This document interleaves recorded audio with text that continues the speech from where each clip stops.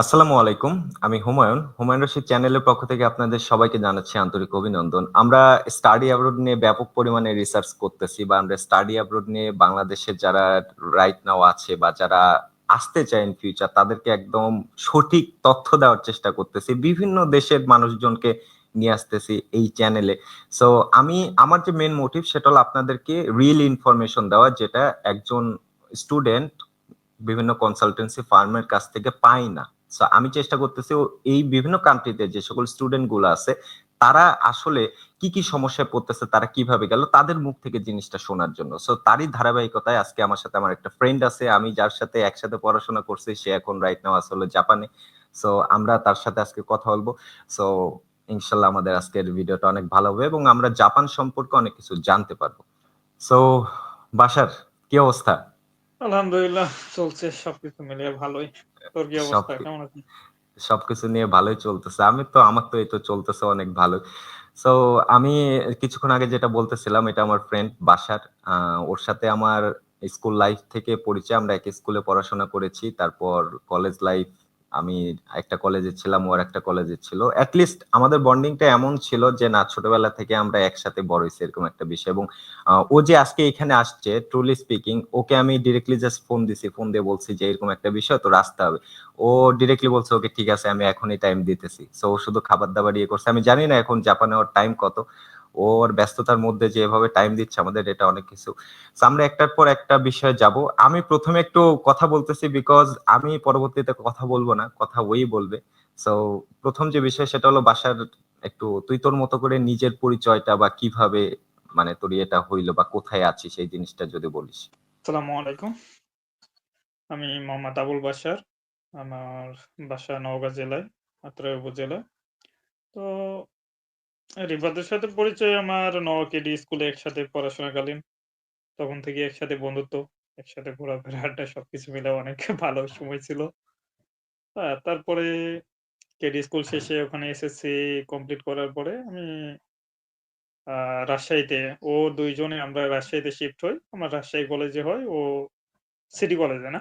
না, new degree. আমার new ডিগ্রিতে ছিল। হ্যাঁ, নিউ ডিগ্রিতে। তো তারপরে সেখানে ইন্টারমিডিয়েট কমপ্লিট করার পরে ঢাকা ইউনিভার্সিটিতে অ্যাডমিশন হই।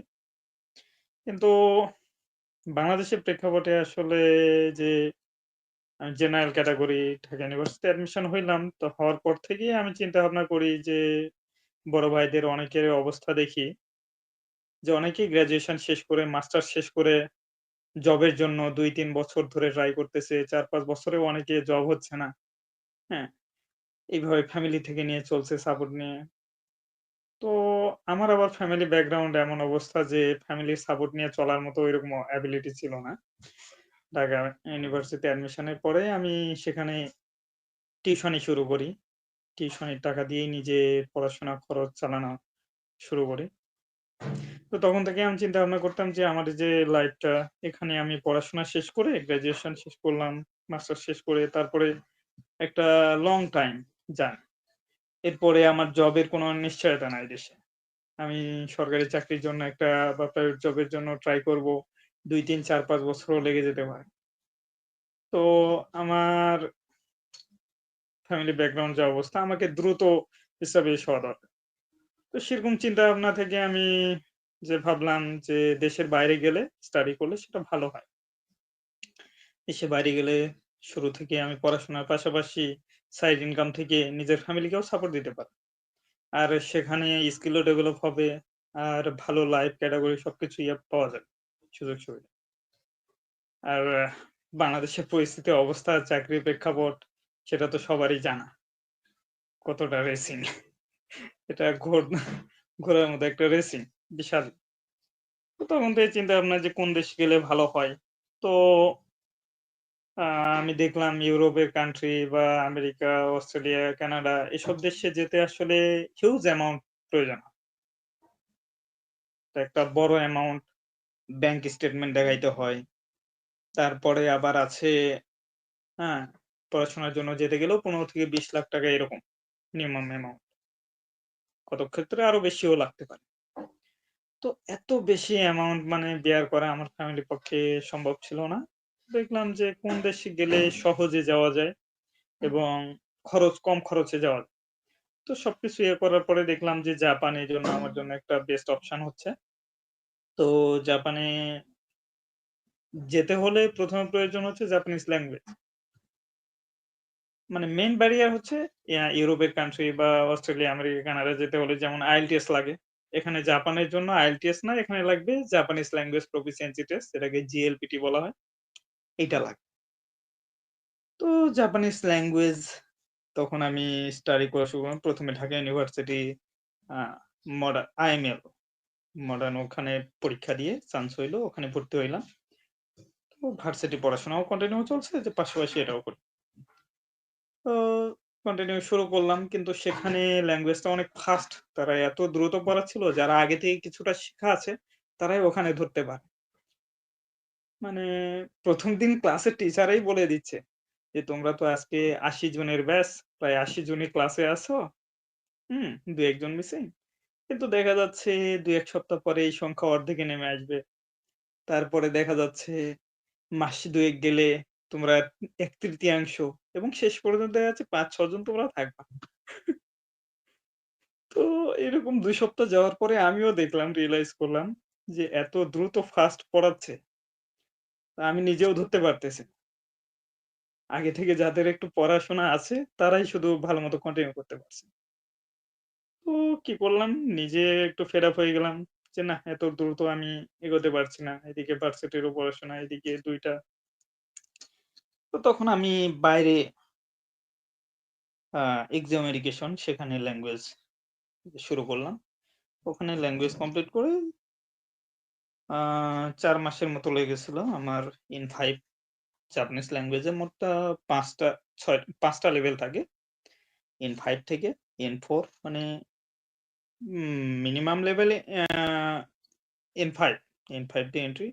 তারপরে N4, N3, N2, N1 হচ্ছে হাইয়েস্ট লেভেল।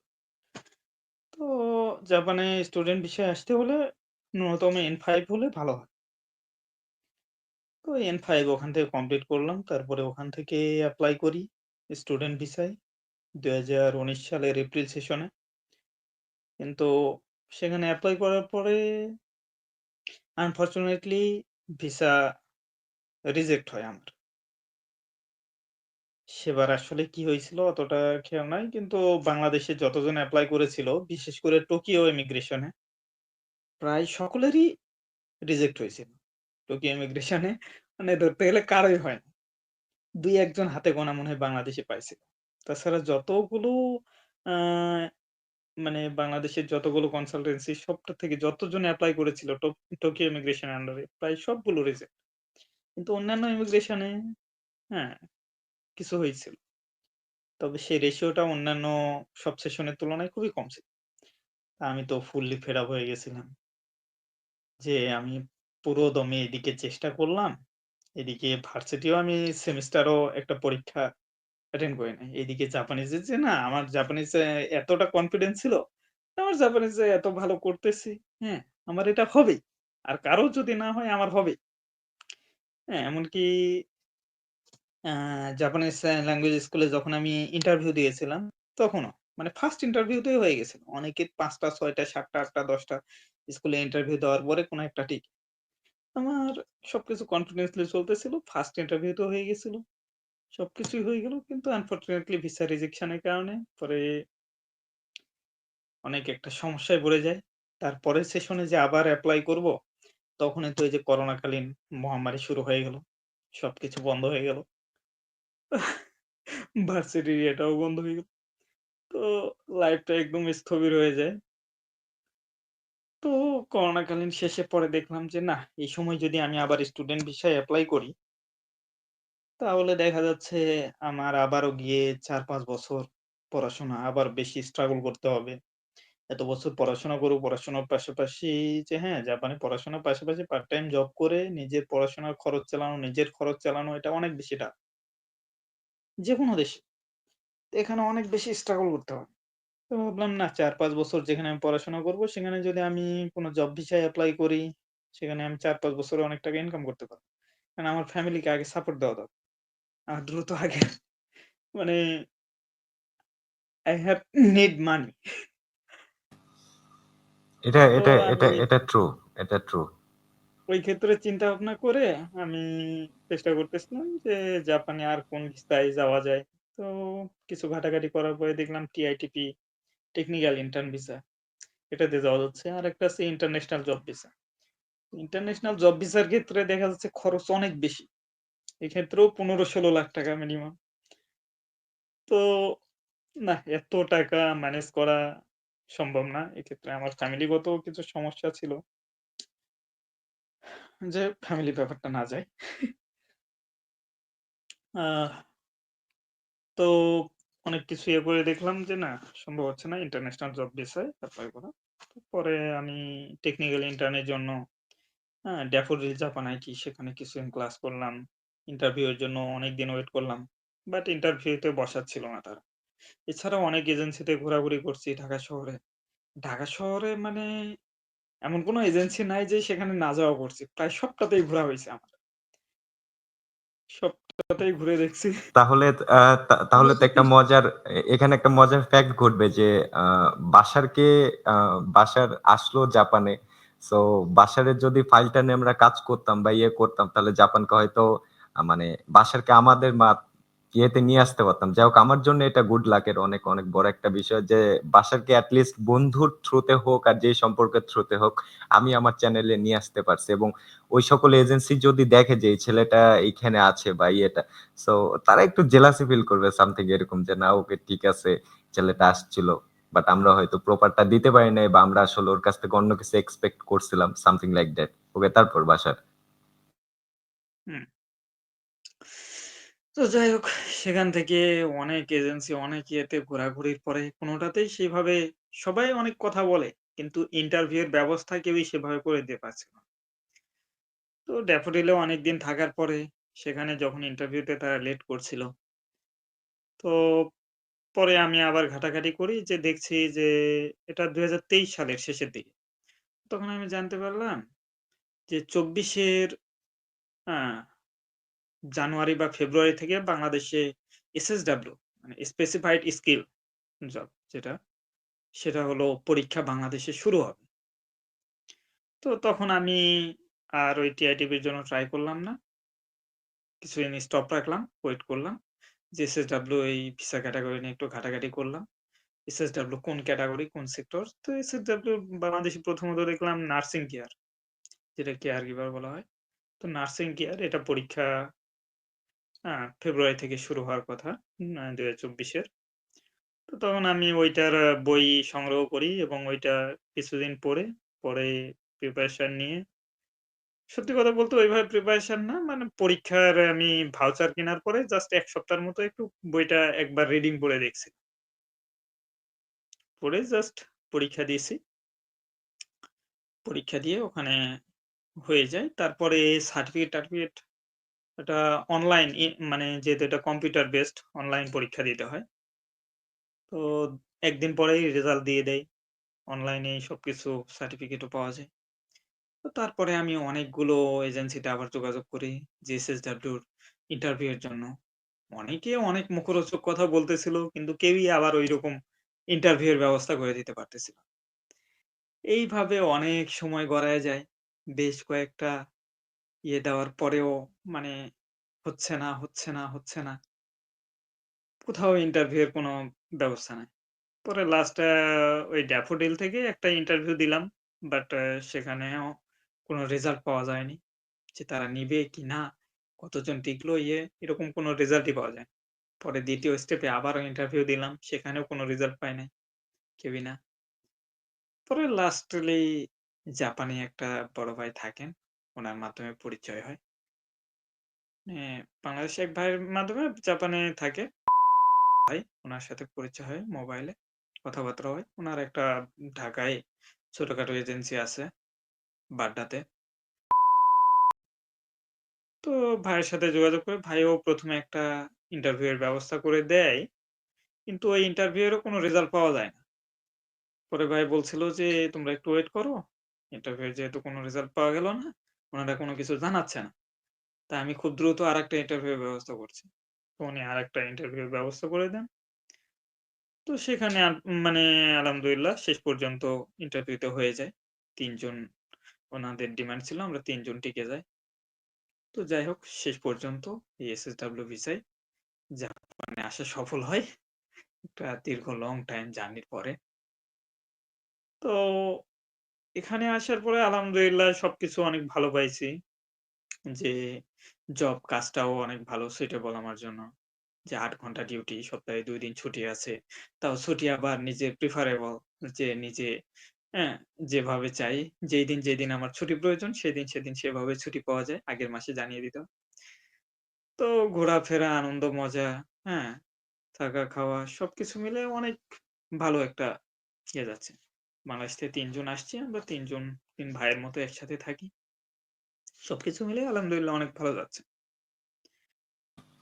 আচ্ছা, এখানে একটা জিনিস সেটা হলো বিষয়টা হলো আমি এই বিষয়টা ট্রুলি জানতাম না যে ১ম এ তোর ভিসাটা রিজেক্ট হয়ে গেছিল এবং এই যে জিনিসটা এই জিনিসটা বাংলাদেশের স্টুডেন্টদের মধ্যে বা যারা বিদেশ যেতে চায় তাদের মধ্যে এই জিনিসটা সবচাইতে বেশি লক্ষ্য করা যায় যে দেখা যাইতেছে যে আমি হুমায়ুন, আমি ইউএসএ তে ট্রাই করলাম, ইউএসএ থেকে রিজেক্ট খাইলাম, আমি তখন কি করি, আমি তখন আবার কানাডাতে ট্রাই করি, আবার কানাডা থেকে রিজেক্ট খাইলাম, আমি তখন ইউরোপের কোনো কান্ট্রিতে ট্রাই করতেছি। সো এই জিনিসটা কিন্তু বাসার করে নেয়, বাসারের সাইডে বাসারে কিন্তু একবার রিজেক্ট হয়ে গেছে ২০১৯ সালে যতটুকু ও বললো, এবং ও ওই জিনিসটা লেগেছিল। সো একটা জিনিস হয় যে আপনি যদি কোনো বিষয় লেগে থাকেন, সেটা একবার রিজেক্ট হয়েছেন, দুইবার রিজেক্ট হয়েছেন, সো আপনার যদি ইচ্ছা থাকে ওই জায়গাটায় যাওয়ার তাহলে অবভিয়াসলি আপনি যেতে পারবেন, কিন্তু it will take some time. ওই সময়টাই আপনাকে ধৈর্য ধরতে হবে। আপনার রিজিক যদি কোথাও থাকে তাহলে আপনি সেখানে 100% যেতে পারেন, বিষয়টা এরকম। সো মানে কি বলবো, আমি আমি নিজে জানতাম না বাসার, ট্রাস্ট মি, যে এই এরকম ঘটনাটা আমি আমি মনে করছি ওকে বাসার মানে আমি যে প্রসেসটা এইভাবে নিয়েছি যে হয়তো ও ল্যাঙ্গুয়েজ কোর্স করছে, কোর্স করে ওর ইন্টারভিউ হয়েছে, ইন্টারভিউ টিকছে, তারপর ও শুট করে চলে গেছে জাপান। কিন্তু এর মধ্যে যে এতটা গল্প ছিল বা এত জিনিসটা ছিল এটা কিন্তু আমি নিজেও জানতাম না। সো আমি আমি আমি কি বলবো, এই যে সময়টা বাসার, এইটা কিন্তু অনেকে দেয় না। আমি আমি রিয়েলি অ্যাপ্রিশিয়েট করতেছি এই জিনিসটা এবং খুবই ভালো লাগতেছে অ্যাজ এ ফ্রেন্ড। বিকজ আমার অনেক ইচ্ছা ছিল তোর, যখন আমি দেখছি ফেসবুকে পোস্টটা তখন ওইখানে একটা কমেন্ট ছিল, আমি কমেন্টও বলে দিতেছি যাতে করে তুই বুঝতে পারো যে তোর আমি কতটা ফলো করছি, যে তোর প্রত্যেকটা অ্যাক্টিভিটিস। যে ওইখানে তোর যখন ইয়েতে এম্বাসির সামনে একটা ছবি দিয়েছিলি ব্লেজার পরে, আলহামদুলিল্লাহ ক্যাপশন দিয়ে এই টাইপের কিছু অনেকদিন আগে আমি দেখেছি। তো ওইখানে একটা ছেলে তো তোকে কমেন্ট করেছিল যে আপনি অ্যাটলিস্ট আপনার এটা হইলো আলহামদুলিল্লাহ, এবং আপনি যে জাপানিজ ল্যাঙ্গুয়েজে কথা বলতেন, তুই নাকি জাপানিজ ল্যাঙ্গুয়েজে কথা বলতিস সবার সাথে, মানে যে না okay I want to go Japan at any cost. So আমি এটার দ্বারা কি প্রমাণিত অ্যাজ এ ফ্রেন্ড হিসেবে, অ্যাজ এ ফ্রেন্ড হিসেবে এটাই প্রমাণিত হয় যে আমি হুমায়ুন, আমি ২-৩ বছর কন্ট্যাক্ট করি নাই, কিন্তু আমি আমার ফ্রেন্ডের কিন্তু প্রত্যেকটা অ্যাক্টিভিটিস দেখতেছি যে না ও এটা করতেছে। সো যাই হোক, এটা অনেক মানে বিশাল একটা ব্যাপার, বিকজ ওই যে ধৈর্যটা, এটা অনেকের মধ্যে থাকে না। এই যে ধৈর্য ধরে গেছিস ওইখানে, যাই হোক, আমি রিয়েলি অ্যাপ্রিশিয়েট করতেছি পুরো বিষয়টা। অ্যান্ড আরেকটা বিষয় এখানে বোঝার, সেটা হইলো আমি আমি সবসময় বাসার এখানে অ্যাজ এ ফ্রেন্ড হিসাবে বলতেছি, সেটা হইলো আমি সবসময় আমার চ্যানেলে যেগুলো ভিডিও যায়, আমার মূল উদ্দেশ্যটা হলো যে এজেন্সির যে মিসকনসেপশন বা মিসগাইড, এই জিনিসটা হয়তো তুই খুব সুন্দরভাবে বুঝতে পারছিস তোর এই জাপান জার্নিতে। অ্যাটলিস্ট তুই এমন একটা মানুষের হেল্প পাইছিস যে ফিজিক্যালি ওই জায়গাটায় থাকে, এবং সে তোকে কিন্তু হেল্প করতে পারছে। ফার্স্ট অ্যাটেম্পটে হয়তো তোর হয়নি, সে তোকে ট্রাই করছে সেকেন্ড অ্যাটেম্পটে তোকে একটা নিয়ে যাওয়ার, কারণ ও ফিজিক্যালি ওই জায়গাটায় আছে এবং ও একজন পারফেক্ট মানুষ, দ্যাটস ওয়াই তোকে প্রপার ভাবে গাইডলাইন দিতে পারছে, তাই না? সো এই ক্ষেত্রে তুই আসলে কি বলবি যে বাংলাদেশের এজেন্সিকে তুই কতটা সাপোর্ট করবি যারা বিজনেস করতেছে, যারা বিজনেস করতেছে, আর যারা এমন মানুষ যারা মনে করে এই যে যে ভাইটার কথা বললি তার একটা ছোট ফার্ম আছে, হয়তো এই কাজগুলো করতে গেলে একটা ছোট ফান্ড দিতে হয় বা করতে হয়, কারণ এই জিনিসগুলো অনেক সেন্সিটিভ, তাই না? এখানে টাকা পয়সার লেনদেনের ব্যাপার থাকে, একটা সিকিউরিটির বিষয় থাকে, দ্যাটস একটা অফিস লাগে। সো তুই কোনটা বলবি যে এরকম মানুষজনের কাছ থেকে হেল্প নেওয়া উচিত, মানে যারা বাংলাদেশি এজেন্সির বিজনেস করতেছে, বা এরকম তো তুই বললি যে ব্যাঙের ছাতার মতো ব্যবসা আছে ঢাকাতে, অনেক এজেন্সি, আমি নিজেও ঘুরছি। সো তুই এজেন্সিকে সাপোর্ট করবি, নাকি তুই সাপোর্ট করবি এমন একজন মানুষকে যে আসলে ফিজিক্যালি, যেমন তুই আছিস জাপানে, সো জাপানে এরকম আছে, এমন একটা মানুষের বাংলাদেশে সার্ভিস আছে। তার কাছ থেকে হেল্প নেওয়া। তুই আসলে কোনটাকে সাপোর্ট করবি বা তোর এক্সপেরিয়েন্সটা কি এজেন্সির সাথে? বিশেষ করে জাপানের ক্ষেত্রে আমি বলি যেটা জাপানে আসতে গেলে টিআইটিপি বা টেকনিক্যাল ইন্টার্ন বা স্পেসিফাইড স্কিল এসএসডব্লিউ এক্ষেত্রে কোনোটাতেই কোনো টাকা পয়সার প্রয়োজন হয় না। এই ভিসা ২ টাই সম্পূর্ণ ফ্রি, টোটালি ফ্রি। সেটা মেইন করতে হয় তোমাকে এখানে জবটা আগে পেতে হবে। ইন্টারভিউ অ্যাটেন্ড করতে হবে। ইন্টারভিউতে যদি টিকে যাও, হ্যাঁ, তোমার যদি সব স্কিল সার্টিফিকেট আগে জাপানিজ ল্যাঙ্গুয়েজ থাকতে হবে এবং সেই স্কিলটা থাকতে হবে। তারপরে এখানে যে কোম্পানির লোকের প্রয়োজন সেই কোম্পানিতে তোমাকে ইন্টারভিউ দিতে হবে। ইন্টারভিউতে তুমি হয়ে গেলে তারাই সবকিছু প্রসেস করবে। লয়ারের মাধ্যমে তারাই সম্পূর্ণ কাগজপত্র প্রসেস করবে, ভিসা প্রসেস করবে এবং তোমাকে নিয়ে আসার দায়িত্ব সম্পূর্ণ তাদের। শুধু হয়তো অনেক ক্ষেত্রে কোম্পানি প্লেন ফেয়ারটাও দিয়ে দেয়। কোনো ক্ষেত্রে দেয় না। যেমন আমাকে প্লেন ফেয়ার দেয় নাই। তো শুধু প্লেন কস্টটা এটাই শুধু লাগে। এছাড়া অন্য খরচ লাগে না। কিন্তু আসলে ওই যে জবের ব্যাপারটা এখন এখানে তোমার জন্য এখন কে করে দিবে? নিজে ওইভাবে আসলে সম্ভব হয় না। এখানে কেউ ইন্টারভিউ এর ব্যবস্থা এটা তো একটা মিডিয়া মাধ্যম লাগে। ইন্টারভিউ এর ব্যবস্থা কে করে দিবে? যে কোন কোম্পানিতে কতজন লোক লাগবে, কোথায় ডিমান্ড আছে সেই ডিমান্ড লেটারটা নিয়ে এসে দিতে হবে। এখানে জাপানে আসলে ২ টা মাধ্যম লাগে। বাংলাদেশ থেকে কোনো একটা মাধ্যম সে করে কি জাপানে যারা ফরেনারদের জন্য জব ম্যানেজ করে দেয়। আ আসল কথায় আসি যে জাপানে একটা কোম্পানিতে লোকের প্রয়োজন। তারা কিন্তু সরাসরি কোনো দেশ থেকে লোককে এইভাবে নিয়ে আসতে পারে না। ওই লোকের প্রয়োজন হলে তারা এখানে আরেকটা হচ্ছে যে ফরেনারদের যারা জব দেয়, ম্যানেজ করে দেয় লোক, এই কোম্পানিটা তাদের কাছে যায়। যে আমার এতজন লোক লাগবে, তোমরা নিয়ে এসে দাও। তো ওই কোম্পানিটা ও করবে কি যারা এই ম্যান পাওয়ার কোম্পানি, ও ম্যান পাওয়ার ও বিভিন্ন দেশ থেকে আ আগে লোক যাচাই-বাছাই করে যে কারা উপযুক্ত এই স্কিল গুলো আছে। তারপরে ওই লোকগুলোকে ওই কোম্পানির লোকের সাথে ইন্ট্রোডিউস করায় দেয়, ইন্টারভিউ এর ব্যবস্থা করে দেয়। তারপরে ওই কোম্পানি যদি বলে, "হ্যাঁ, এই লোকগুলোকে আমার পছন্দ হয়েছে, এগুলোকে আমার চাই।" যদি হয়ে যায় তারপরে ওই ম্যান পাওয়ার কোম্পানিটা এগুলো প্রসেস করবে। তাদের লয়ার থাকে। তারা কাগজপত্র সবকিছু ইমিগ্রেশন এ সাবমিট করে লয়ারের মাধ্যমে এবং তারা সবকিছু করে দেয়। এবং তারা এখানে আ এয়ারপোর্ট থেকে পিকআপ করা থেকে শুরু করে এখানে যত কিছু আ আ থাকার ব্যবস্থা, বাসা, ইয়ে-টিয়ে সবকিছু ব্যবস্থা তারা করে দেয়। তোমার দেখাশোনা সম্পূর্ণ ওই ম্যান পাওয়ার কোম্পানিটাই করবে। আর এখানে যে জব আছে সেই কোম্পানিতে তুমি কাজ করবে, সেখান থেকে তোমার অ্যাকাউন্টে সেলারি যাবে। এতটুকু। তো এখন ওই যে ম্যানপাওয়ার কোম্পানি যেটা ওখানে যে কোথায় কতজন লোক লাগবে এটা আসলে ব্যবস্থা করে দেওয়ার জন্য কোনো একটা বাংলাদেশী মাধ্যম লাগবে। বাংলাদেশী কেউ আছে পরিচয়? হ্যাঁ, যে আমার একটা ছোট ফার্ম আছে। আমাকে এখানে এতজন লোককে আমরা হলো ল্যাঙ্গুয়েজ প্রশিক্ষণ দিচ্ছি। তাদের স্কিল আছে। হ্যাঁ, তোমরা চাইলে তারা হচ্ছে এই ম্যানপাওয়ার কোম্পানির সাথে কনট্যাক্ট করে। করে তারা এখানে দেয়। আর এখানে জাপানে যে বাংলাদেশে যেই এজেন্সি গুলো যে বাংলাদেশী লোকের টাকা ছাড়া কিন্তু কেউ আসতে পারে না। কিন্তু এই টাকার বিষয় এখানে জাপানে এসে মুখে বলাও যাবে না। জাপানের লোকেরা কিন্তু কোম্পানি থেকে জিজ্ঞেস করে যে, "তোমার আসতে কি কোনো খরচ হইছে?" কিন্তু ওই বাংলাদেশী এজেন্সি গুলো বলে দেয় যে, "তোমরা বলবে যে, না আমাদের থেকে কোনো টাকা নেওয়া হয়নি।" কিন্তু বাংলাদেশ থেকে এখানে একেকজন ডিমান্ড করে থাকে যে, "না তুমি ওখানে গিয়ে ১.৫ লাখ, ২ লাখ টাকা ইনকাম করবা। হ্যাঁ? তোমার এখানে আমি জবের ব্যবস্থা করে দিব, ইন্টারভিউ এর ব্যবস্থা করে দিব। তোমার ৫ লাখ লাগবে, ৭ লাখ লাগবে, কেউ ১০ লাখ, ১৫ লাখ যে যত পারে। তো কেউ আগে টাকা নিয়ে নেয় যে সিকিউরিটি কাগজপত্র জমা দিবে। সাথে ৫০,০০০ ৳১,০০,০০০ এরকম আগে নিয়ে নেয়।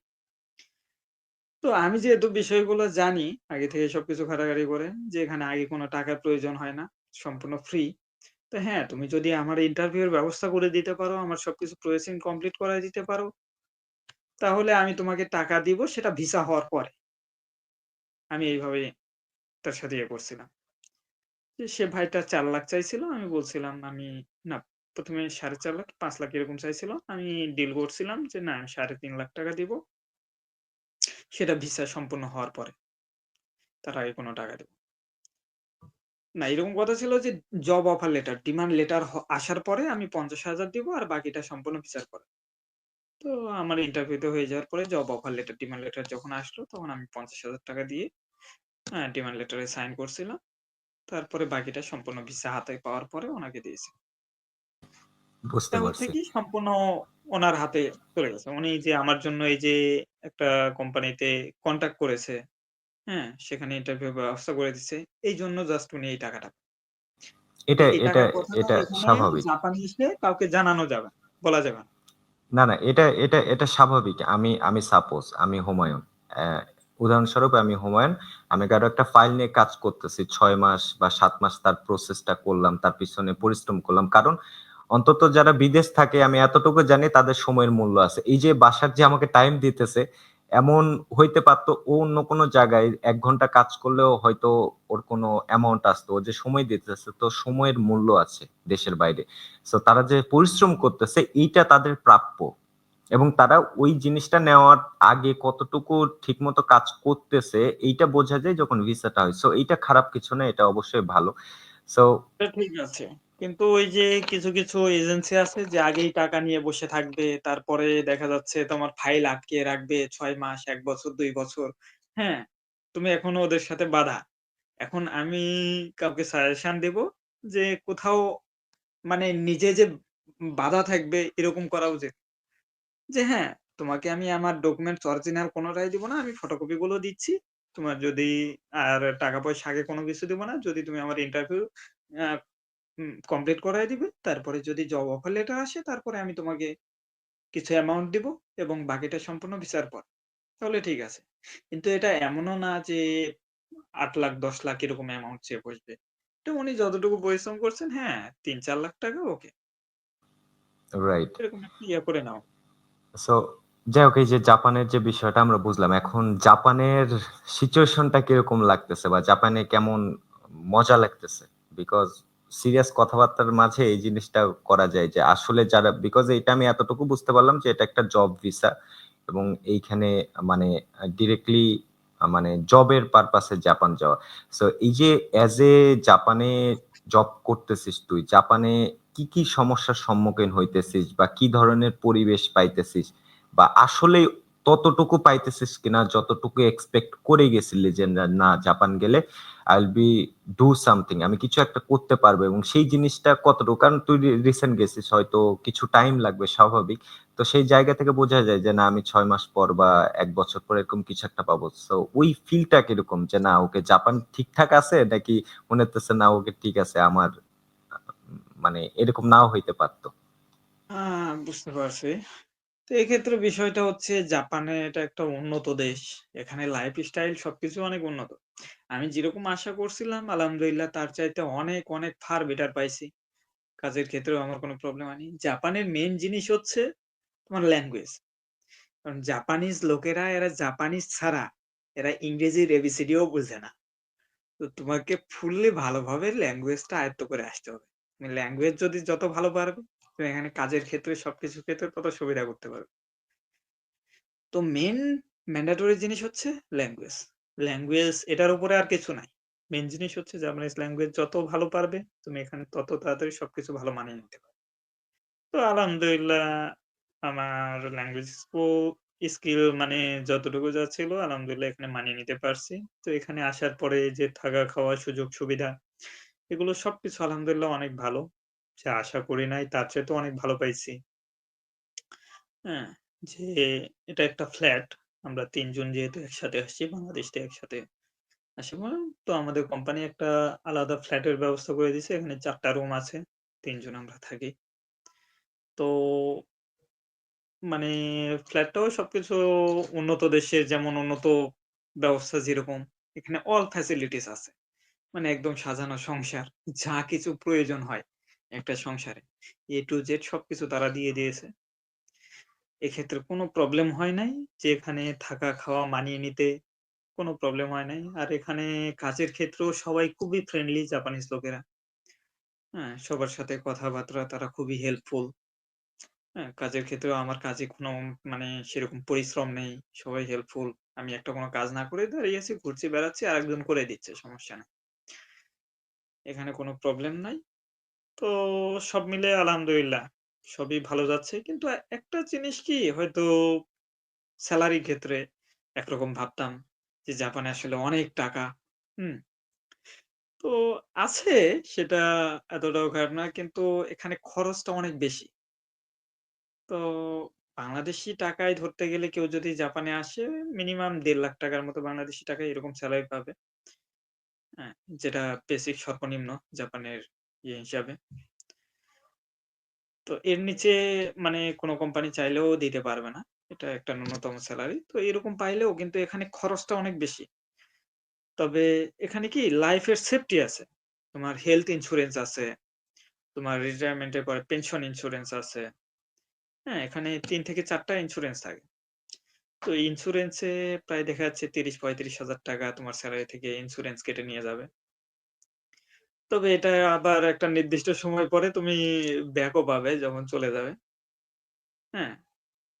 তো এটা একটা কি তোমার লাইফ এর সেফটি। তুমি বাইরে আছো, তোমার যদি যেকোনো হেলথ প্রবলেম হয়, তুমি সেখানে ইন্সুরেন্স থেকে সাপোর্ট পাবে।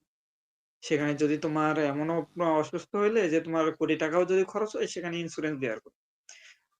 তো নিজের সেফটি এদিক দিয়ে সবকিছু ঠিক আছে। যে লাইফস্টাইল সবকিছু 100 এ 100 আরকি। বুঝতে পারছি। আমি একটা কোয়েশ্চেন তো করি। এটা মজার সেটা হইলো আ মানে এই যে থাকার বিষয়টা যেমন আমি যখন দুবাইয়ে থাকছি তখন আমি দেখছি যে এক রুমে দেখা যাইতেছে যে ৮ জন ১২ জন এইরকম এবং তারা এমন কি করে যে নিচে আমি নিজে থাকছি ট্রুলি যেটা নিচে আমি একজন এটা বিশেষ করে সৌদি, দুবাই এবং কাতারে দেখা যায়। নিচে একজন, মিডল আরেকজন, উপরে আরেকজন। মানে একটা বেডের মধ্যে ৩ জন। ১ তলা, ২ তলা, ৩ তলা। সো জাপানে আসলে থাকার পরিবেশটা কিরকম? বা আসলে এখানে যারা বিদেশ থেকে মানে দেশ থেকে যারা যায় এক দেশ থেকে ওই দেশে। সো তাদের থাকার পরিবেশটা আসলে কেমন হয়? বা রাইট নাও তুই কোন জায়গাটায় আছিস বা কেমন ওয়েদার এর মধ্যে আছিস? যদিও তুই বলছিস যে তোর থাকার ওয়েদার এটা অনেক ভালো। আমি মুখে না বলে দেখালে চলবে নাকি? দেখাবো নাকি? আমি বলতেছি যে এটা মুখে বললেই হবে। বিকজ আমার চ্যানেলে কোনো রং ইনফরমেশন যায় না। সো মুখ দিয়ে বললেই হবে। তো এখানে থাকার ব্যবস্থা জাপানে পুরোটাই ঐরকম কোনো সিস্টেম নাই যে তোমাকে ওই যে মেস সিস্টেম, হ্যাঁ? ১ তলা ২ তলা বেড গাদাগাদি করে থাকা এরকম কোনো ইয়ে নাই। তুমি যেকোনো জায়গাতেই যাও, তুমি সুন্দর একটা বাসা পাবে। ফ্ল্যাট, এটা আমার একটা অ্যাপার্টমেন্ট ৫ তলা বিল্ডিং। হ্যাঁ? আলাদা ফ্ল্যাট আছে। তো আমার এই ফ্ল্যাটে ৪ টা রুম আছে। তো ৩ জন আমরা থাকি। প্রত্যেকে আলাদা রুমে। হ্যাঁ? এখানে রুমেও A to Z যত মানে ফ্যাসিলিটিস তোমার ম্যাট্রেস, জাজিম থেকে তোশক মানে চেয়ার টেবিল, হ্যাঁ? তোমার জিনিসপত্র রাখার জন্য শেলফ A to Z সবকিছু তারা দিয়ে দিয়েছে। এবং যেখানেই যাও জাপানের যেকোনো জবে যেকোনো জায়গাতে তোমাকে A to Z এগুলো সব দিয়ে দিবে তারা। তোমার এগুলো নিয়ে কোনো ইয়ে করতে হবে না। ইভেন তোমার রান্নাঘরের যত জিনিসপত্র ফ্রিজ, ওভেন, আ ওয়াশিং মেশিন, হ্যাঁ? তারপরে ভ্যাকুয়াম ক্লিনার যত যা কিছু প্রয়োজন, হ্যাঁ? তোমার আ গোসলখানায় যে বাথ ট্যাব থেকে শুরু করে সবকিছু অনেক উন্নত সিস্টেম। তো এগুলো নিয়ে কোনো প্রবলেম নাই। এখানে লাইফস্টাইলটা সবকিছু অনেক সুন্দর। পরিবেশটাও চারিদিকে সুন্দর। অনেক ভালো বাসা, আ থাকা, খাওয়া, ফ্যাসিলিটিস A to Z সবকিছু মিলে অনেক ভালো। আচ্ছা আরেকটা বিষয় সেটা হলো তুই কি ওইখানে ভাত ঠিকমতো খাইতেছিস নাকি শুধু জাপানের সুশি খাইতেছিস? মানে সুশি না ভাত? বিকজ আমি রিসেন্ট কয়েকদিন আগে ফেসবুকে একজনের ভিডিও দেখলাম। আমি নামটা ভুলে গেছি। সো উনি খুব আফসোস করে বলতেছিল যে, ভাত কি জিনিস? আমি তো সুশি খাই। এই যে সুশি খুলতেছি, এই যে সুশিতে সস ঢালতেছি। ওফ! কি সুন্দর! এক কামড় দিয়ে কিছুক্ষণ চাবার পর আর খেতে পারবো না। তো আসলে এক্সপেরিয়েন্সটা কি? সুশির কাহিনীটা কি? মানে জাপানে যারা যায় সবাই বলে। আ না আসলে আমি এখানে অন্যান্য জাপান তো একটা অনেক বড় দেশ। অনেকগুলো প্রভিন্স ইয়ে আছে। তো এখন কোন এলাকায় কেমন সেটা জানি না। তবে আমি যেখানে আছি, যেখানে কাজ করি, এখানে সবাইকে দেখি যে জাপানিজরা ভাত অনেক পছন্দ করে। তারা দুবেলা অন্তত মিনিমাম দুবেলা ভাত খায়। হ্যাঁ? তো আমি যেখানে মেডিকেল সার্ভিস যেখানে কাজ করি তাদেরকেও দেখি, হ্যাঁ? যে সবাই ওখানে খাবারের ব্যবস্থা আছে। আমরাও চাইলে ওখান থেকে খাবার খেতে পারি।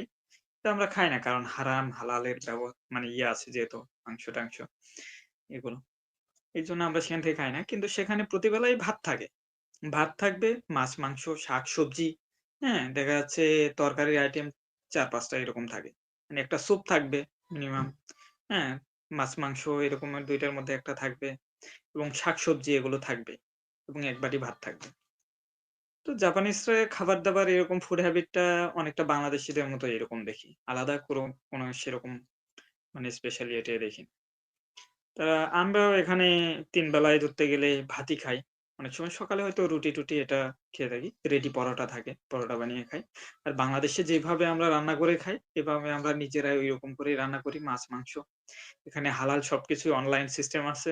অনলাইনে সবকিছু অর্ডার দিলে বাসায় দিয়ে যায়। হ্যাঁ?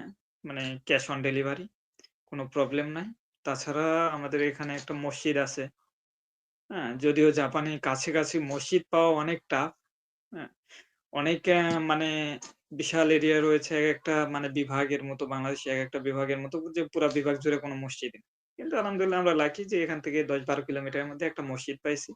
মসজিদে ওখানে হালাল সুপার শপ আছে নিচতলায় পাকিস্তানি। তো সেখান থেকে মাছ, মাংস, হালাল সবকিছু পাওয়া যায়। এমনিতে জাপানি সুপার শপ, গিওমো সুপার শপ জাপানে যারা থাকে এরা চিনবে। তো গিওমো সুপার শপে সেখানে হালাল মাংস পাওয়া যায়। হালাল শাকসবজি বুঝতে অনেক কিছু পারছি, রেডি পরোটা অনেক কিছু পাওয়া যায়। জাপানে বুঝতে পারছি। যে এলাকায় থাকে প্রত্যেকটা কিছু দূর পরই এরকম গিওমো সুপার শপ অল ওভার জাপানে সব জায়গাতেই আছে। প্রত্যেকটা শহরে সব জায়গাতেই। এছাড়াও অনেক যে এখানে কোনো সেরকম খাবার-দাবার নিয়ে কোনো প্রবলেম। কিন্তু ওই যে জিনিসের একটু দামটা অনেক বেশি। যেমন চাল বাংলাদেশে আমরা খাই ৳৬০-৭০ কেজি আর এখানে ৳৬০০-৭০০ কেজি। বাংলাদেশী টাকায় ধরতে ৳৬০০-৭০০ কেজি। তো প্রাইসটা অনেক বেশি। মাছ, বুঝতে মাংস পারছি। না, মানে জাপান জাপান আমি যতটুকু শুনছি বা জানছি সেটা হলো মানে অনেক কস্ট অনেক বেশি। এবং ইনশাল্লাহ আমি এতটুকুও জানছি যে না, একসময় এই যে খরচটা হইতেছে, আপনি বেনিফিটও পাইতেছেন। আপনার সেলারি বা আর্নিং স্কোপও একসময় খুলে যাবে বা হয়ে যাবে। সো মেবি এরকম কিছু ঘটতে পারে। যেমন তারা নিতেছে তেমন দিবেও। এরকমও হইতে পারে। সো এখানে যেমন ইনকাম তেমন খরচ। এটা সত্য। আমি একটা নিজের ঘটনা বলি। আমার ছোট ভাই জয়, আমার নিজের ভাই আছে। ও ইন্টার 2nd ইয়ারে পড়ে, 1st ইয়ারে পড়ে। সো ও একটা কথা বলে, সেটা হলো যখন ইউএসএ তে আমার যাওয়ার চিন্তাভাবনা চলতেছিল, যখন বাসায় বলতেছিলাম, তখন তো আমার বাবার অনেক ডিমান্ড মানে কি, ওকে ঠিক আছে, আমার ছেলে ইউএসএ তে যাবে, অনেক কিছু এটা স্বাভাবিক। যেমন তুই জাপান গেছিস, এক্সপেকটেশন সবার অনেক হাই যে না ওকে ঠিক আছে জাপান আছে। কিন্তু একটা জিনিসও বলতো যে তোমার ছেলে ওকে ইউএসএ তে যাবে, এখন বাংলাদেশের থেকে যদি 50,000 টাকা মাসে কামাই করে, সো আমেরিকাতে গেলে হয়তো ও $2,500 ইনকাম করবে পার মান্থ বা $3,000 ইনকাম করবে, কিন্তু ওইখানে গিয়ে ও কিন্তু টাকা খরচ করবে না, ওকে কিন্তু ডলারই খরচ করতে হবে। সো দিন শেষে হুম। ওই একই রকম, কিন্তু লাইফ স্টাইলটা একটু ভালো পাবে, এই আর কি। So, এত বেশি এক্সপেকটেশন হ্যাঁ, রাখা যাবে না। এটা So, এটা এটা ঠিক আছে যে আমি অনেকে তো এই যে সৌদি আরব বা মিডল ইস্টে যারা থাকে, জাপানে আমি যেই লাইফস্টাইল লিড করতেছি এখানে আমার মাসে ৩০,000-৪০,000 টাকা খরচ হচ্ছে। ৳৪০,000 র মতো। কিন্তু এই সেম লাইফস্টাইল যদি কেউ মিডল ইস্টে বা মালয়েশিয়া, সিঙ্গাপুর এগুলোতেও যদি কেউ এই লাইফস্টাইল লিড করতে চায়, তাহলে কিন্তু দেখা যাচ্ছে এই সেম খরচই আসবে। তার ৳৪০,000-৫০,000 মাসে খরচ আসবে। না না না, এরকম সে একটা সে ক্যাম্পের সেম কমন খরচ আসবে না। পসিবিলিটিস না, এখানে সেম খরচ না। তুই যেভাবে তোর নিজের ইয়েটা বললি যে সিঙ্গেল রুম এবং তোর রুমে সবকিছু আছে, দেয়ার হ্যাভ এভরিথিং। সো আমি মিডল ইস্টে থেকে আসছি দুবাইতে, I know each and everything about Dubai. So দুবাইয়ের যে বিষয়টা, তুই যে লাইফটা ওইখানে লিড করতেছিস, এই লাইফটা যদি দুবাই লিড করতে চাস, তাহলে তোকে মাস্ট বি 80,000 থেকে 1,00,000 টাকা বাজেট করতে হবে। দুবাইতে যদি সেম লাইফটা চাস যে না আমি জাপানে যেভাবে থেকে আসছি আমি দুবাইয়ে ওইভাবেই থাকবো, সর্বনিম্ন 80 থেকে 1,00,000 টাকা, ট্রাস্ট মি। সেই দিক থেকে বলতে গেলে কমই আছে, রিজনেবল। দুবাই আমি থাকছি ভাই, আমি আমি এটা জানি ঠিক আছে। দুবাইয়ের পরিবেশ। এটা ঠিক আছে। এটা আমি অনেক ভাবে দেখছি। যে আসলেও এখানে যে লাইফটা পাচ্ছি আমরা A to Z মানে যতগুলো সাপোর্ট সুযোগ সুবিধা যেগুলো ভোগ করতেছি, হ্যাঁ? যে না এটা তেমন সেই হিসেবে খরচ কিছুই না। এখানে আসলে থেকে কোনো যে বোরিং লাইফ ইয়ে-টিয়ে এরকম কোনো কিছুই না। এখানে কাজের ক্ষেত্রেও জাপানিজরা আসলে আমরা যেখানে কাজ করি এখানে কোম্পানির বস কে, মালিক কে, আর কে কর্মচারী এটা এমনিতে স্বাভাবিকভাবে দেখে কেউ চিনবে না। বুঝতে পারবে না। ওই অফিসে একই ডেস্কেই সব কর্মচারীরাও যেখানে কাজ করছে ওর মধ্যেই মালিক কোন ডেস্কে বসে আছে তুমি দেখে আলাদাভাবে চিনতে পারবে না। আলাদা কোনো অফিস রুম নাই, কোনো ইয়ে নাই, কাজের কোনো ঝামেলা মানে আমি তো ১ম ২-৩ মাস পর্যন্ত যে এখানকার বসকে আমি জানতামই না। তো একবার হইছে কি জাপানের মেইন জিনিসটা যে এরা আইসাত্সু যেটাকে বলে। যেটাকে আমরা কাউকে দেখা হলে ১ম এ সালাম দেওয়া। যে উপর লেভেলের কেউ ইয়ে আছে সালাম দেওয়া এরকম। মানে ইংলিশে গুড মর্নিং, গুড আফটারনুন এরকম যেমন বলে থাকি। তো জাপানে এটা অনেক বেশি ব্যবহার করে। কেউ কারো সাথে দেখা হলেই বলবে ওসোকারে সামাদেস, থ্যাংকস ফর ইওর এফোর্ট ইংলিশে যেটা ওসোকারে সামাদেস বা ওহাইও গোজাইমাস এরকম যে হালকা মাথা নাড়িয়ে যেহেতু আমরা মুসলিম কারো সামনে মাথা নত করতে পারি না। কিন্তু এই যে শুধু এরকম একটু হালকা মাথা নাড়িয়ে দিলে হয়ে যায়। কিন্তু জাপানিজরা একটু পুরোপুরি মাথা নোয়ায়। তো আমরা ওইভাবে মাথা নোয়াই না আমরা ওহাইও গোজাইমাস জাস্ট এতটুকু এইভাবে মাথা নাড়িয়ে দিলি। কিন্তু আমি যেহেতু জানি না উনি বস তো একদিন আমি মানে আমার ব্রেক টাইম তো আমি ওনার পাশ দিয়ে চলে যাচ্ছিলাম। আমি আসলে ওইভাবে খেয়াল করি নাই। ওনাকে আমি কিছু বলিও না। তো উনি আমাকে ডেকে হ্যাঁ, কিছু কথা বলে একটু রাগান্বিতভাবে চলে গেলেন। তো পরে আমি জানতে পারলাম যে উনি এই কোম্পানির মেইন বস, হ্যাঁ, পুরোটার মালিক। ইভেন এটা না, এইরকম মানে আরো বেশ কয়েকটা উনার কোম্পানি রয়েছে। তো ওনারা এটা রিপোর্ট করছিল যে বাংলাদেশী এরা সবাইকে এভাবে মানে সম্মান করতে যায় না, রেসপেক্ট করে না। এরা কাউকে ওইভাবে হ্যাঁ, সালাম দেয় না। সালামের মতো যেমন ওহাইও গোজাইমাসু বা আইসাত্সু এটা করে না। এটা নিয়ে একটু প্রবলেমে পড়ছিলাম। তো আলহামদুলিল্লাহ পরে ঠিক হয়ে গেছে। পরে উনাকে সরি-টরি বুঝ বলছিলাম। বুঝতে পারছি। চিনতে না পারলে আর কি করার। কারণ আমি এমন একটা পরিবেশে আছি যে কে বস, কে কোন পোস্টে এটা চেনা যায় না। কারণ সবাই আমরা একসাথেই কাজ করতেছি। সো এইটা কিন্তু ভালো একটা অপশন জাপানে যারা থাকতেছে বা রাইট নাও আছে বা যারা যেতে চাইতেছে সেটা ওয়ার্ক পারমিট নিয়ে হোক বা স্টুডেন্ট ভিসায় হোক। সো এই আরকি। সো এট লিস্ট এমনিতে টিল নাও লাস্ট একটা কোশ্চেন সেটা হইলো এমনিতে ফিলটা কেমন? বা জাপানে যারা এই ওয়ার্ক পারমিট নিয়ে যাবে বা স্টুডেন্ট হিসাবে অ্যাজ এ স্টুডেন্টও যারা যাবে তাদের জন্য কতটুকু ফ্রেন্ডলি ওয়েদার হতে পারে বাংলাদেশীদের জন্য? শুধুমাত্র বাংলাদেশীদের জন্য। বাংলাদেশীদের জন্য স্টুডেন্টদের ক্ষেত্রে বলব যে হ্যাঁ, জাপান ঠিক আছে। তবে স্টুডেন্টদের একটু স্ট্রাগল করতে হয়। যেটা সব দেশেই করতে হয়। পড়াশোনার পাশাপাশি নিজের খরচটা বেয়ার করার জন্য। হ্যাঁ? অনেক বেশি পরিশ্রম করতে হয়। যে ক্লাস শেষ করে আবার কোথাও পার্ট টাইম জবে যেতে হয়। হুম? তো অনেক বেশি সারাদিন রাত এরকম কাজ করতে হয়। তো স্টুডেন্টদের ক্ষেত্রে কি যে জাপানের মেইন জিনিসটা হচ্ছে ল্যাঙ্গুয়েজ প্রসেস।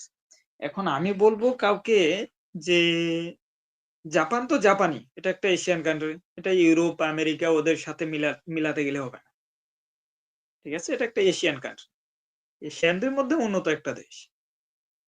তো এখানে সবকিছু ওয়েদার ইয়ে-টিয়ে সবকিছু অনেক ফ্রেন্ডলি। তুমি এখন জাপানিজ ল্যাঙ্গুয়েজ শিখলে তোমার অপশন একটাই জাপানি। সেক্ষেত্রে হ্যাঁ, তুমি যদি ভালোভাবে ভাষাটা শেখো তুমি স্টুডেন্ট ভিসায় না হোক, তুমি টিআইটিপি তে হোক, এসএসডব্লিউ হোক, ইন্টারন্যাশনাল জব ক্যাটেগরি হোক, যেকোনো একটাতে তুমি জাপানে আসতে পারবেই। তোমার ল্যাঙ্গুয়েজ স্কিল যদি ভালো থাকে। ঠিক আছে? জাপানে যেহেতু হিউজ মানে লোকের প্রয়োজন। যেখানে আমরা দেখতেছি সব দেশের লোকের সংখ্যা বাড়তেছে, সেখানে জাপানে দিন, দিন লোকের সংখ্যা এদের কমতেছে। এখানে বৃদ্ধ লোকের সংখ্যা অনেক বেশি। ইয়াং জেনারেশন অনেক কম। এজন্য জাপান গভর্নমেন্ট এখন চেষ্টা করতেছে বাইরে থেকে ইয়াং জেনারেশন নিয়ে এসে তাদের অর্থনীতি যেহেতু জাপান বিশ্বের ৩য় বৃহত্তম অর্থনীতির দেশ। না, এখন ৩ নাম্বার থেকে ৪ নাম্বারে চলে গেছে। বর্তমানে ৪ নাম্বারে। বিশ্বের মধ্যে ৪র্থ মানে বৃহত্তম অর্থনীতির দেশ। এদের ঢাকা ইকোনমি ঢাকা ইউনিভার্সিটির স্টুডেন্ট প্রমাণিত মানে অল টাইম ইনফরমেশন আপডেটেড। হ্যাঁ। তো এদের এই ইকোনমিক ইয়েটা বজায় রাখার জন্য, এদের অর্থনীতি টিকিয়ে রাখার জন্য এখানে হিউজ মানে ইয়াং জেনারেশন প্রয়োজন। এই জন্য এখন এরা প্রচুর মানে স্টুডেন্টদের নিয়ে আসতেছে বাইরে থেকে, পড়াশোনার সুযোগ সুবিধা সবকিছু এরা ফ্যাসিলিটিস দিচ্ছে। তো এদিক দিয়ে জাপান কম খরচে, যে কম খরচে তোমার জাপান আসার জন্য অনেক বেস্ট একটা। যেখানে ইউরোপ, আমেরিকা, অন্যান্য দেশে যাইতে তোমার অনেক বেশি কস্ট লাগতেছে, সেখানে জাপান কম খরচে আসার জন্য অনেক বেস্ট। এখানে খরচটা অনেক কম, আর অনেকগুলো ওয়ে আছে ইজিলি আসার জন্য। দিন দিন বাংলাদেশ থেকে আসা আরো পথটা সহজ হচ্ছে, যত দিন যাচ্ছে আরো পথটা সহজ হচ্ছে জাপানে আসার ক্ষেত্রে। তো এক্ষেত্রে বলবো যে হ্যাঁ, তোমার যদি জাপান পছন্দ থাকে এশিয়ান কান্ট্রি হিসেবে, তুমি তাহলে জাপানের জন্য ট্রাই করতে পারো।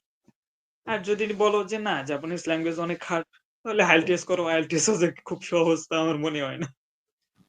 না আইএলটিএস এখন করলে অনেকগুলো অপশন থাকে। এখন বিষয় হচ্ছে কি যে প্রত্যেকটা জায়গাতেই যেতে হলে ল্যাঙ্গুয়েজটা শিখতে হবে, সেটা যে কোনো জায়গায়। আর কারো যদি ইচ্ছা থাকে যে আমি জাপান যাব, তাহলে তাকে মাস্ট বি মাথায় রাখতে হবে যে তুমি অন্য জায়গায় কি করতেছো, তোমার ওটা ফোকাস করতে হবে না। তুমি যেরকম বাংলা ভাষা বলতে পারো, জাপানিজ ল্যাঙ্গুয়েজটা ওইভাবে আয়ত্ত করো, দ্যাটস অল, যদি তুমি জাপান টার্গেট করো। কারণ আর তোমার ল্যাঙ্গুয়েজ স্কিল যদি ভালো থাকে, এখানে তুমি কাজের ক্ষেত্রে সবকিছুর ক্ষেত্রে প্রচুর ফ্যাসিলিটিস পাবে। তুমি জাপানি স্টুডেন্ট বিষয়ে আসলে, হ্যাঁ, অনেকের কি প্রথমত পার্ট টাইম জব পাইতে অনেক অসুবিধা হয়, যাদের ল্যাঙ্গুয়েজের সমস্যা, কথাই ঠিক মতো বলতে পারে না। এখন তুমি কাজ করবে কিভাবে? কাজের তুমি একটা কমেন্ট দিচ্ছে, একটা তুমি করতেছো, আর একটা হবে না তো। আর এই ক্ষেত্রে অনেক দেখা যাচ্ছে সুপার শপে কাজ করতে হয় পার্ট টাইম। তো সুপার শপে তুমি যদি কথাই না বলতে পারো, তুমি তো কাজ করতে পারবে না।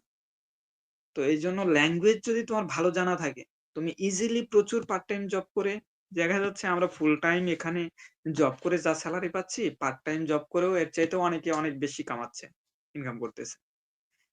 হ্যাঁ, এমনকি পার্ট টাইম জব করেই তারা ৬-৭ লাখ টাকা এখানে আহ, মানে বাৎসরিক একটা পড়াশোনার যে খরচ সেটা বিয়ার করতেছে, থাকা খাওয়া খরচ কমপ্লিট করেও বাসায় দেখা যাচ্ছে টাকা পাঠাচ্ছে। তো বুঝতে পারছি। এটা ল্যাঙ্গুয়েজের উপরে, তোমার ল্যাঙ্গুয়েজ যত ভালো ডেভেলপ করে আসতে পারবে, তুমি জাপানে তত তাড়াতাড়ি লাইফটা ভালো ইয়ে করতে, ইনকামও বুঝতে তত বেশি পারছি। করতে পারবে। ওকে, তাহলে আমি মানে খুবই ভালো লাগতেছে আমার, বিশেষ করে এতদিন পর আমি তোর সাথে বসতে পারছি, এটা আমার জন্য অনেক বড় একটা বিষয়। আমি যদিও বা কথা বলবো, এখন তো রেগুলার যোগাযোগ হবেই। সো অ্যাট লিস্ট মানে আমি নিয়ে আসতে পারলাম, এবং জাপানের যে রিয়েল থিংটা মানে জব ভিসায় আমি কতটুকু তার কাছ থেকে বের করতে পারলাম আমি জানি না, বাট আমার মনে হয় যে যতটুকু ইনফরমেশন শেয়ার করা হয়েছে এখানে, that will be enough for anyone those who are want to come in Japan in future maybe, I think, বাসা, রাইট? আলহামদুলিল্লাহ, এটা একদম ঠিক কথা যে বাংলাদেশ অনেক একটা সুইটেবল দেশ। আর অনেক সুন্দর একটা দেশ, সাজানো গোছানো এবং উন্নত, অনেক সুন্দর একটা দেশ। এখানে লাইফটাও অনেক সুন্দর, সবকিছুই সুন্দর। হ্যাঁ, যে জাপানে আসছে সে বুঝে। ঠিক আছে, বাইরে থেকে এতটা বোঝা যায় না, কিন্তু আসলে সত্যিকার অর্থে জাপানে আমি ৬ থেকে ৭ মাস তো হয়ে যাচ্ছে। হুম, সবকিছু আশেপাশে মানে এত সুন্দর যে আমি এতটা মুগ্ধ হই। যে জাপানে প্রচুর পাহাড়। যেহেতু জাপানে প্রায় 70% ল্যান্ড হচ্ছে হ্যাঁ, মাউন্টেন এরিয়া। মানে পাহাড় আর সমুদ্র ঘেরা, অনেক বেষ্টিত একটা সুন্দর সবকিছু পরিবেশ। চারিদিকে সিনারি, নদী। যে আসলে আমি জাপানের প্রকৃতি সবকিছু মিলে সৌন্দর্যে আমি জাপানের প্রেমে পড়ে গেছি আগে থেকে। তুমি তুমি প্রেমে পড়ে গেছো, ওকে, ভালো। তুমি এমন কিছু করো না, আমি সেই প্রেমটা অবশ্যই বাংলাদেশ কেন্দ্রিক রাখতে হবে। আমি যখনই সময় পাই, হুম, আমার যেহেতু মানে অফিস থেকে ইলেকট্রিক সাইকেল দিছে। তো ইলেকট্রিক সাইকেল নিয়ে সব জায়গায় আশেপাশে যত এরিয়া আছে সব জায়গায় ঘুরে বেড়ানোর চেষ্টা করি। সবকিছু মিলে অনেক, জাপানের লোকজন অনেক ফ্রেন্ডলি, তারা এতটা ম্যানার, মানে এতটা ভদ্র। আমার মনে হয় যে বিশ্বের মধ্যে সবচাইতে ভদ্র জাতি জাপানিজরাই। যে তাদের কথাবার্তা, আচরণ, নম্রতা অন্য লেভেল। বুঝতে পারছি, মানে লিস্ট বাসার ওইখানে ঠিকঠাক আছে, এবং অলরেডি সে স্যাটিসফাইড, ওর ড্রিমটা ফিল আপ হয়েছে। এবং আমি আমি তোর জন্য দোয়া রাখি যে আল্লাহ তোকে তোর আরো লক্ষ্যে পৌঁছানোর তৌফিক দান করুক, এবং ভালো, যেহেতু ওইখানে আছিস এবং ওইখান থেকেও ভালো কিছু আসলে ভালো লাগবে। এন্ড ইনশাল্লাহ আহ আজকের পডকাস্ট বা আজকের এই যে, যেটাই বললেন, আজকে ভিডিওর যে উদ্দেশ্য সেটা হইলো আমাদের জাপান সম্পর্কে এই ওয়ার্ক পারমিট বা ওয়ার্ক ভিসা বা এই জিনিসগুলো একটু তুলে ধরা, যে যাতে করে আপনারা রং কনসেপশনের মধ্যে না থাকেন, আপনারা যাতে সঠিক একটা তথ্য পান। ওকে, সো এই আর কি। So Basar thank you so much. And আমি আমি থ্যাংক ইউ দেওয়াটা ভুল, কারণ অ্যাজ এ ফ্রেন্ড হিসাবে এটা আমি ডিজার্ভ করি, আমি চাইছি, এবং আমার এই জন্য থ্যাংক ইউ দিতেছি যে ব্যস্ত স্ক্যাজুয়ালের মধ্যেও যে সময়টা তুই দিতে পারছস, that's the main thing. So ঠিক আছে, অনেক তোকে অনেকদিন পরে দেখলাম। তোর সাথেও এরকম ব্যস্ততা সবারই, আসলে লাইফটা এরকম, বন্ধুত্ব জায়গাটা ঠিকই আছে, কিন্তু এইভাবে ব্যস্ততার কারণে সবাই সবার লাইফ নিয়ে ব্যস্ত, ফ্যামিলি নিয়ে ব্যস্ত, এই জন্য এইভাবে সময় কথাবার্তা হয়তো যোগাযোগ হয় না, কিন্তু একে অপরের মাধ্যমে, কারো না কারো মাধ্যমে একে অপরের খোঁজ খবরটা রাখা হয়। না, বন্ধুত্বটা ওই জায়গায় ঠিক আছে। ফেসবুক ফেসবুক এক্ষেত্রে ভালো একটা রোল প্লে করছে, কারণ সবাইকে কানেক্টেড রাখা যায়। কিন্তু এইখানে ফেসবুকের একটা সমস্যা কি, যেমন অ্যাজ এ স্টুডেন্ট আমি আমি ফেসবুকে ঢুকলাম, আমি ফেসবুকে ঢুকে আমি একটা বন্ধুর ছবি দেখতেছি, বন্ধুর ছবি দেখতে দেখতে আমার দেখা যাইতেছে যে ওইখানে একটা সেলিব্রিটির ছবি আর চলে আসছে। তো এই যে স্টুডেন্টের ডিস্ট্রাক্ট করে ফেলতেছে একটা প্ল্যাটফর্ম ফেসবুক। সো এই ডিস্ট্রাক্ট থেকে বের হওয়ার জন্য একটা ডিফারেন্ট কোনো প্ল্যাটফর্ম আসলে থাকা উচিত, যে প্ল্যাটফর্মটা শুধুমাত্র স্টুডেন্টের স্টাডি পারপাসে হবে, তাদের কমিউনিকেশনটাকে আরো বেশি হেল্প করবে। তো ইনশাল্লাহ আমরা এরকম কিছু একটা প্ল্যাটফর্ম নিয়ে আসবো, মানে ইন ফিউচার। আমরা অলরেডি কাজ ইনশাল্লাহ। করতেছি, দেখা যাক। সো বাসা, থ্যাংক ইউ সো মাচ। আবার কথা ধন্যবাদ। হবে। অনেকদিন পরে দেখা সাক্ষাৎ কথাবার্তা হইলো, অনেক ভালো লাগলো। আমাদের আমাদের ইনশাল্লাহ কথা হবে। সো আজকে এই পর্যন্তই। আপনাদের যদি কোনো কোশ্চিন বা কোনো কমেন্ট থাকে তাহলে অবশ্যই কমেন্ট করে জানাবেন। আমি এই ভিডিওতে কোলাবোরেশন সেকশনে বাসারকে অ্যাক্সেস দিয়ে রাখবো, ও সময় সুযোগ বুঝে যদি মনে হয় যে রেসপন্স করার মতো রেসপন্স করে দেবে, যদি আপনাদের কোনো স্পেসিফিক কোশ্চিন থাকে regarding Japan work permit. So সবাই ভালো থাকবেন, নেক্সট ভিডিওতে কথা হবে। টিল নাও, অবশ্যই আমরা জাপান দিয়ে শুরু করলাম, আরো আস্তে আস্তে ইউকে তে রেডি হইতেছে মানুষজন, কানাডাতে রেডি হইতেছে, অস্ট্রেলিয়াতে রেডি হইতেছে, ইউএসএ তে রেডি হইতেছে, চায়নাতে রেডি হইতেছে, জাপানের আরো একজন আসতেছে। মানে আমি চাইতেছি হুমায়ুন রশিদ চ্যানেলে যাতে করে বিশ্বের প্রত্যেকটা কান্ট্রির একটা করে মানুষ থাকে। সাইপ্রাসে অলরেডি রেডি হইতেছে একজন। সো ইনশাল্লাহ হুমায়ুন রশিদ চ্যানেল এরকম কিছু একটা নিয়ে আসবো, যে আপনি এখানে আসলে বিশ্বের প্রত্যেকটা কান্ট্রির স্টুডেন্টদের একটা করে, বা যারা কাজ করতেছে সবার একটা রিয়েল এক্সপিরিয়েন্স পাবেন, আপনার এজেন্সির কাছে যেতে হবে না। সো সবাই ভালো থাকবেন, আজকের ভিডিও পর্যন্ত। And Basar thank you so much. Last তাদের উদ্দেশ্যে একটা ঠিক বাই আছে, বলে দাও। তোকে অনেক অনেক ধন্যবাদ এবং তোর জন্য শুভকামনা রইলো। অবশ্যই। সো ওকে, থ্যাংক ইউ বাসার।